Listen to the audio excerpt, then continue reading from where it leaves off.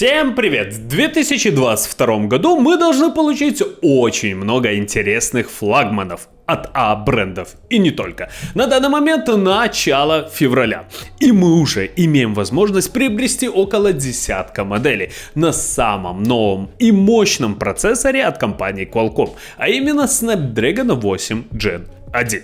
Еще больше флагманов появится в марте. К чему я веду? Дело в том, что миллионы фанатов, а также простых пользователей ждут презентацию от компании Sony, где мы должны получить супер просто идеальный флагман под названием Xperia 1 Mark IV. Его дебют ожидается только в мае этого года, то есть ждать осталось очень много. Напоминаю, ранее компания предпочитала устраивать анонс очередного флагмана на МВЦ. Все надеются, что Xperia 1 Mark IV окажется революционным флагманом, но, к сожалению, технические характеристики, на мой взгляд, являются далеко не топовыми. Модель окажется самой неоднозначной в 2022 году.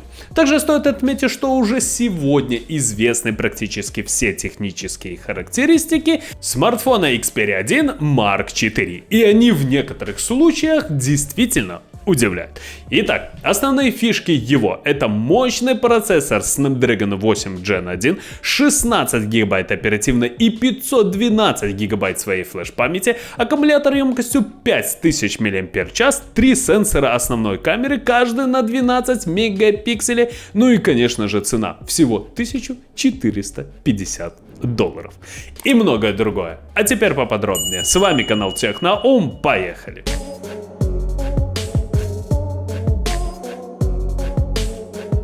Первое, что хочется отметить, новинка получит более быструю зарядку мощностью 45 Вт. Как мы помним, в Mark III нам предложили всего 30 Вт. А также мы получим более емкий аккумулятор на 5000 мАч. Однозначно большого прироста по автономности ждать не стоит, ведь вся батарея уйдет на процессор. Об этом чуть-чуть попозже. Обещано много оперативной памяти — 12 и 16 гигабайт LPDDR5. В режиме активной работы энергопотребление смартфона с новой памятью снижается примерно на 10%, а это очень даже неплохо. В режиме сна дела обстоят еще лучше благодаря новому режиму глубокого сна, который гарантирует, что LPDDR5 потребляет на 40% меньше энергии в режиме ожидания по сравнению с LPDDR4X. Флеш-память выступит UFS 3.1 256 ГБ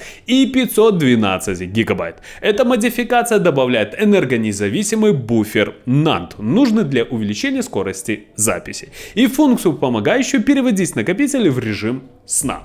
Также накопитель может информировать другие комплектующие о тротлинге, что позволяет, конечно же, системе оптимизировать производительность при перегреве. Ну а теперь поговорим о самом главном. Это, конечно же, цена. По предварительным данным, смартфон будет стоить $1450. Давайте посмотрим основных конкурентов, которые сейчас есть на рынке. Я зайду на e-каталог и воспользуюсь подбором по параметрам. $1450 это плюс-минус 110 тысяч рублей. Возьмем до 115. И мы знаем, что в этой конфигурации смартфон получил целых 12 гигабайт оперативной памяти и 256 гигабайт своей флеш-памяти. Всего лишь две модели. Это Samsung Galaxy S21 Ultra и Samsung Galaxy Z Fold 2. То есть, по сути, у нас только один конкурент. Это Samsung Galaxy S21 Ultra. Минимальная стоимость смартфона 73 тысячи рублей. Максимальная 114, то есть разбежка очень и очень большая. Но e-каталог не делает никаких наценок. Вы просто видите все предложения и покупаете там, где вам удобно. Вы можете сэкономить практически 35 тысяч рублей, что, конечно же, является большим плюсом. Также есть отзывы реальных покупателей. Прочитав их, вы для себя что-то отметите. И запомните, Сначала e-каталог, потом магазин. Ссылка на e-каталог будет в описании под видео. Sony Xperia 1 Mark IV предложит платформу Snapdragon 8 Gen 1. Тут мы получили трехкластерную архитектуру. Большое ядро Cortex-X2 работает на частоте 3,0 ГГц. 3 ядра Cortex-A710 трудятся на частоте 2,5 и 4 малых ядра Cortex-A510 на частоте 1,79 ГГц. В однопоточном режиме в Geekbench система набрала 1200 баллов. А при использовании всех ядер результат составил 3900 баллов. А вот по части камер не все так однозначно. Мы получим комплект из 3 камер на тыльной стороне. В модуле со сверхширокоугольным объективом останется 12-мегапиксельный датчик IMX363. Этот датчик изображения имеет размер пикселя 1,4. Основной модуль и модуль с телеобъективом должны получить новые датчики, но их разрешение по-прежнему составит 12 мегапикселей. Это, конечно, огорчает, но ходят слухи, что прирост разрешения все же случится. И в качестве разрешения ключевого модуля мы получим 48 мегапикселей или 50. Напоминаю, в июле ожидается первый смартфон с 200 мегапиксельной камерой. Также многочисленные инсайдеры говорят нам, что фронтальная камера Xperia 1 Mark IV будет под экраном. Не знаю. Кому-то это нравится, кому-то нет. Например, мне вообще эта технология никак. Внешний вид производитель должен изменить до неузнаваемости, что бывает очень редко у данной компании. Какие именно правки будут внесены в интерьер, информаторы на данный момент не сообщают. В мировую розницу смартфон поступит примерно в августе. В то же время в Китае новинка может появиться уже в июне.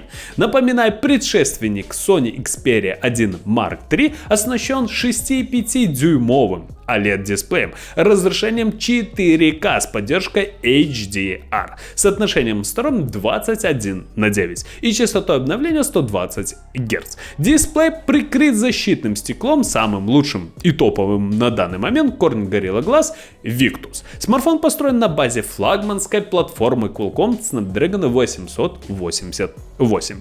Есть возможность установки карт памяти емкостью до 1 терабайт. Ну что же, ребята, на мой взгляд, очень и очень хорошо, что компания Sony все-таки не закинула разрабатывать флагманы.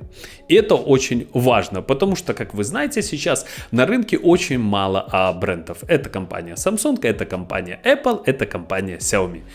Ну, и некоторые OnePlus и так далее. Но компания Sony всегда выпускала смартфоны не для всех, потому что все-таки, во-первых, эти гаджеты стоили очень и очень дорого. Во-вторых, они не предоставляли топовые характеристики на дату выхода. И вы должны понимать, что Sony Xperia 1 Mark IV все-таки будет точно таким же смартфоном. То есть данный смартфон стоит дорого, и топовых характеристик тут нет. Но все же есть фанаты, есть люди, которые данные смартфоны покупают. Я, например, недавно пользовался в 2021 году смартфоном Sony Xperia Z5 Compact и Z3 Compact. И мне эти телефоны просто очень сильно зашли. Ну что же, ждем презентацию. На мой взгляд, действительно данный смартфон заслуживает внимания, а цена уже решайте сами. Кому понравилось видео, ставим лайки, подписываемся на канал. Всем спасибо, всем пока.